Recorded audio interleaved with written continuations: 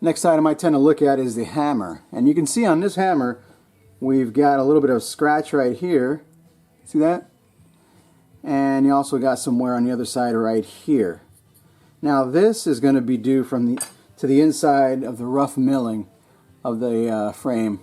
So the easiest way to do it is just kind of set the gun in, in the frame like so, and just kind of look and see where it's rubbing. And I saw that it's rubbing on this side, on the inside of the frame. Now remember, we were talking about, be careful, because this edge and these edges right here are sharp as a knife. They're really sharp, and that helps keep everything nice and tight, no wiggle room, so they match up beautifully. These guns are manufactured very, very nicely, the finish on them. So go in here, and I could feel where it's a raised burr, and I'm going to take my diamond file, go in there and kind of clean that up. That way, again, it's going to reduce the drag on the bolt itself, on the hammer itself, and get rid of this right here, this little scratch mark, because remember, this is all drag, all inertia is being lost, and over here. So we're going to go through, clean that out, and just going to use, so I got these little, all you need are the cheapy diamond files. These things are great. These are the ones from Harbor Freight set, and they do the job. And again, just be careful when you're working around the opening here. It's really sharp, and you don't want to round the edge off. So you kind of, I'll put it down, make sure I got a solid surface on there, and then just kind of go real light. I can feel the burr in there.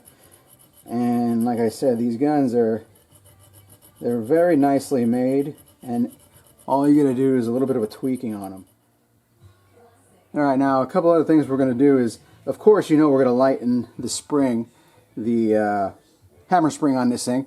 And you guys have seen the video on how we lighten our hammer springs. We've got the good old belt sander here. We're going to use that method. If not, check back on some of our earlier videos. You'll see how we do that. And then the lifter and the lever springs that we removed earlier, we're going to tweak these. We're going to make these thinner also, just so we don't have to buy new ones. Again, I'm going to reiterate, buy spare parts. Buy spare parts, buy spare parts. Because if you're just, first time, second time doing it, you are going to mess them up. No big deal. You have spare parts. That way your gun, or if you have a spare gun, you don't have to worry about having spare parts. That way you don't miss out on shooting the tournament or the competition, or just going out plinking. So we're going to thin these guys down, and then we're going to go to the next step where we're going to show you how to reassemble everything, and I think we are just about done. The only other thing we're going to do is we're going to remanufacture this this spring right here. Now this is the spring that we use, that you use when the lever gets closed. It pushes up the safety. I know you guys are familiar with that. Here's the safety. It pushes the safety up just to make sure the gun doesn't fire without it being in battery. Now the spring on this is just way too stiff. So we're going to make a new spring, and after we get done making the spring, I'm going to show it to you. Now we're going to use spring stock that we got from Brownells to make it, just like in one of the other videos we made a couple of different springs. We showed you guys how to do it. You can check back on those. We'll put the link somewhere in this video so you guys will know how to do that. I'm not going to do it again on here. It's repetitive motion, and we'll come back and we'll assemble everything together, and we'll go through a couple other minor details that make a big difference on the gun. Alright, so we took the hammer spring, thinned it out. There you go. We also thinned out the lever spring, see? And we also thinned out the lifter spring right here. So, now, just to assemble it. Oh, one more thing. We also are going to replace the stock spring, which is this one, and you can see how heavy that one is. See that? This is the spring for the bottom of the lever, and it compresses the safety closed. That way the gun will shoot only when it's fully closed. The trigger will get pulled only when it's fully closed. We made our own because I thought that was a little heavy. We made our thin, it's a little bit thinner. See? It's about half the weight. See? And we just used some spring stock that you get from Brownells. We got a video on that. So you can see the difference in the thickness. Two thicknesses on the springs. See? I don't know how easy it's going to show up. But the bottom one here is the one that was with the gun. The top one is the one we made. So all these little skills that you guys learn on, you know, that we've been showing you, they're all working. They're all for a reason. See, they all come together. So now what we're going to do is we're going to put in our trigger first. This is the bottom tang right here that goes right in there like that. We're going to assemble this one first, and usually the best thing to do, I don't like to drive the pin all the way out here. See, this is the pin for the trigger, and we put the sear first. And just fit it in there, and then I'm just going to push the pin in till we get it. It's a little tricky there. So we can get the sear in first here. And this is probably one of the trickier sears to get in here. You gotta line it up.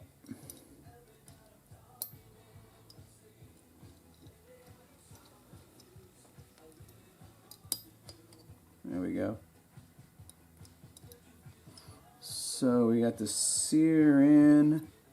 Now we're going to put the trigger in. There's the trigger. There you go. We got the trigger in, sear in. Make sure it's flush. That pin has to be flush. There you go. And that pin, I like to drive it towards the side of the, just a little bit to the side of the trigger. So we got the sear and the trigger in there. You can see it's how they sit, nice and neat. Also, we're gonna put in the hammer. Hammer slides right in there.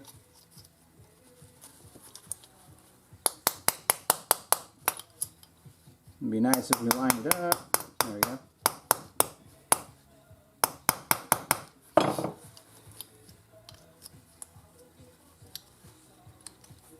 There we go.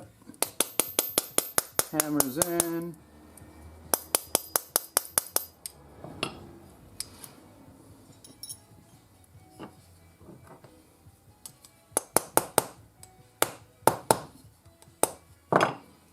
Alright, now we're going to put in the spring for the trigger. That goes in like so. And I've got a screwdriver. I'm going to start them. This really doesn't make a difference. You could thin it out if you want. I really don't thin it for the trigger pull. But, I mean, there. So this will go in first, and then the safety goes in. The trigger safety goes in there. And at this point you can check by, here's the hammer, putting pressure on the back of the hammer, just like the spring would if it's there. And you can see the full cock notch right here. And then pull the trigger, and you can see it falls. And there's the safety notch right there. You see? So inspect it, just make sure when we take it off, you want to make sure that that safety notch is working. Yep. So looks good. We did a little trigger work too on this, on the sear. We kind of we did some stoning of the sear to make it really smooth, and it worked out pretty good. All right. Next, this is the safety lever right here. Safety goes in, right in there like so. And then you can see the little divot right here for one of the legs of the springs, right in here.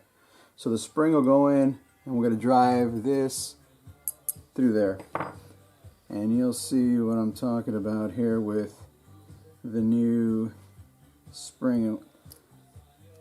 So this takes a couple of free hands to do with this. So that's one reason why you really don't want anybody in here when you're working radio is about all I do. I like to make sure I drive that there through the pin, through the safety, and then I like to get it flush. There we go. Get it flush with the side of the receiver here, and you can see right there. Oh, hold on, get this hammer out of the way. You can see right there how it sits. So see that? That's what works, the safety right here. So now when the lever comes up, hits that. Oh, that's really loose. That's really weak. I like that. That is awesome. And you can see we made our new spring and how it sits in there. You guys get a good look at it. So we didn't have to grind anything down. And you know what? And we've got the original one right here in case you ever want to shoot the gun again, you know, stock, or you want to sell the gun. That's what you do. You keep all your stock. Let's see what's next. Next, we're going to install the bolt. We'll put this aside. The assembly's done. What we're going to do now is we'll do the bolt next. And like I said, with the bolt, we polished the extractor right there, nice and smooth. We'll get the bolt, drop it in place here. Now you're going to remember when you put the bolt in, you've got this peg right here, and depending on your model, actually I'm sure they're all the same everywhere, but you've got firing pins in there, see, and they've got a block right here, this right here, this little key, see that? That key is going to go in there, and the block is going to go in front of the firing pin. So you're going to need that for installing the bolt here, because this will go in here and gets locked in the key. See a little divot right there? That divot will go locked in the key. So again, you need 3 hands for it to work. We'll put this in. Hopefully it'll go in. If it doesn't go in, I don't know where else we're going to put it. Alright, we got, remember, 2-part bolt, toggle link system. You see how you can see it through here. Now what you got to do is you're going to drop the key in while pushing the back bolt in. Get the key lined up. Install that. Like I said, it takes a couple of 3 hands. And make sure it's orientated the right way also. That would help. So we've got everything in there now. Now we're going to put our pin in. Another thing you can do is you could polish these pins, but for the toggle link, but not, I mean, this for this really won't do it. Well, yeah, you could polish them because they're riding on the links. They're riding on these, so yeah, you can polish those too and make them a little more smoother. There, bolt is installed. Yep, and we've got our action. Perfect. Looks good. Alright, let's stick our lifter in place. Lifter's in, and now let's get the lifter finger here. The one that we polished up looks really nice. We'll put this one, that goes inside, remember, that goes inside the back of the lifter. Let me show you one more time. This will go, oh, well, this will go in the back of the lifter. Let's get him out and we'll show you. Just like so. When you stick it in there, make sure that goes in that way. Insert it from the bottom. And he'll go in like that. See? So that lifts the block. Alright. Now we've got our lever we'll put in. And we'll do the lever next. There we go.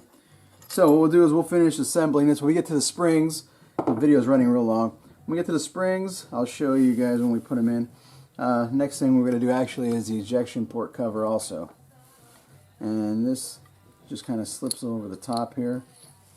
And we've got the little detent that'll sit right there like so. And then we've got our ball spring, our ball. You gotta have that ball. And let's see if I can get this in here without shooting the ball out and losing the ball and having to order a part. One thing I wanted to mention about putting together the bottom tang here is there's the spring for the trigger here that you saw we put in here on the bottom. You want to make sure that goes on top of the sear over the back of the sear. Otherwise what will happen is you'll have misfires with the gun because the sear won't lock into place the way it's supposed to. So just something to keep in mind. You can see here we've got it cocked in the full cock notch right here, and then if we press down the safety right here and then press down the trigger, it goes off. So again, you want to make sure that the spring in the back, the flat spring that we put in, goes up over the sear. That's very important. Otherwise you'll cock the gun and sometimes it won't catch because there's no pressure to push the sear into the full cock notch. So something to think about. Alright, so we've got the assembly all ready to go. We already put our leaf spring in that we had ground down. We'll put that. We'll lower the hammer. Now what we're going to do is I remove these from the gun since we're not riding a horse. We don't have to worry about the lever getting knocked over, because otherwise what happens is this has a tendency to get knocked and lock the gun, especially if people are using it for cowboy action, and that's not a good thing. You know, you don't want to have a disqualification just because of that. So just take your punch and you're just going to drive it out. It's not that big of a deal. Just got to get the right size punch. And be careful because you don't want this thing shooting across the room because it's held under some pressure with a flat spring. A flat piece of stock. So I'll show you. And just set it aside for reassembly somewhere down the road. See? So this is I guess for the horse's saddle, the safety. So just kind of, I'll just put it back in there and we'll save it. Give it to the guy, give it to our buddy, and then in case he ever wants to sell the gun, we could always reinstall that for him without any problem. Alright, and we don't have to worry about it getting stuck while he's operating it, while he's shooting a match. So there it is. We're ready to go back in the gun. Like I had said before, some of these Ubertis, they tend to be really tight going in here. We've already got the lever cylinder and all that other good stuff in here. We're just gonna. Alright, now we got to start it, and you can see just how tight of a fit this is into the receiver, which is good because we don't really want a loose fit, but it's also just a little bit, gets us a little bit anxious here because we don't want to ding anything up as we're putting it back. And then we just got to line up our screws here. Alright, so the rear tang is on. We got the rear tang on. It's sitting a little low. We'll push it up here. There we go. Just checking to make sure the screws are lining up. And then we'll take our rear tang screws. And the best thing about this thing is, unlike the 92s or the 94s, that just comes right out and you can work on the whole thing without having to worry about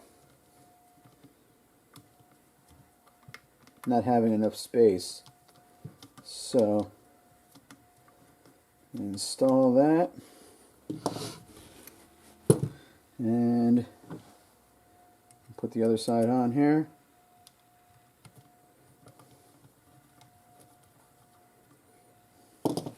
Alright, tang screws lined up. Now we already put on our lever and our carrier spring. These are the ones we thinned out. And we already stuck the lifter right here. All we need now, lever, and I like to put a little bit of oil right down there on the lever, since everything's working around here and moving. We'll just get everything oiled up. Let me turn this way, I get a better view. And this gets installed like that. Then you grab the screw for this, turn it over here.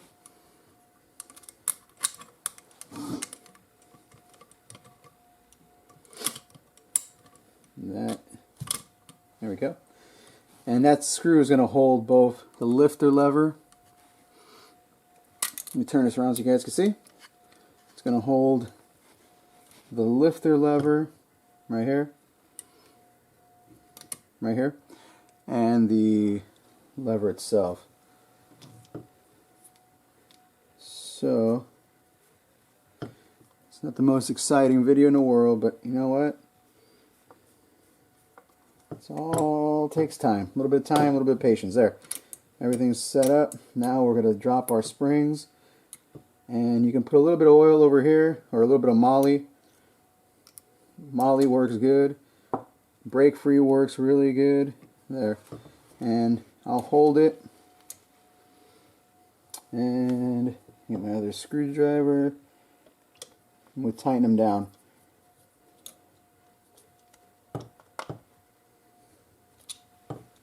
You want to make sure when you're tightening these down, this is the one that controls the lever, pressure on the lever, and you can see now with that new spring that we made before, it wouldn't depress the spring, see that? And now it does. So we got, now's a good time to test it out. Make sure that your hammer rebounds. You want to make sure that the firing pin is free flowing. It's not doing anything. It's not binding up. Looks good. Alright, let's turn it on the other side here. And we'll get this other spring. This is the spring for that controls the lifter. There we go. And again, we'll put a little bit of lube on that. I like break free, a little bit all over that where it's going to be rubbing against. And now on this side, this is where the loading gate is. So you want to make sure that it clears the loading gate, because if it doesn't, this, see how this comes in like this? This will be in the way and you won't be able to load because it'll block the gate. So you can test it out by just sticking it in there, turning it over and taking a look. And these kind of just sit. There we go. And you can see right here, we clear the gate right in here. You see that? So as long as the gate's cleared, we are fine. Rack it a couple times. Oh man, it's just like butter. What we're going to do now is install these guys. These are the toggle, install our toggle link here. Everything's falling apart on me, man. So this is where it takes, you know, this is where you want to have 5 or 6 fingers here. Putting the toggle links on. It'd be great to have a couple different hands giving you a hand over here. So we got this on. Now on this side, basically we're done with it.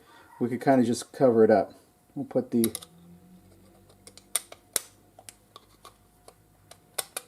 We'll put this side on. There we go. We'll flip her around.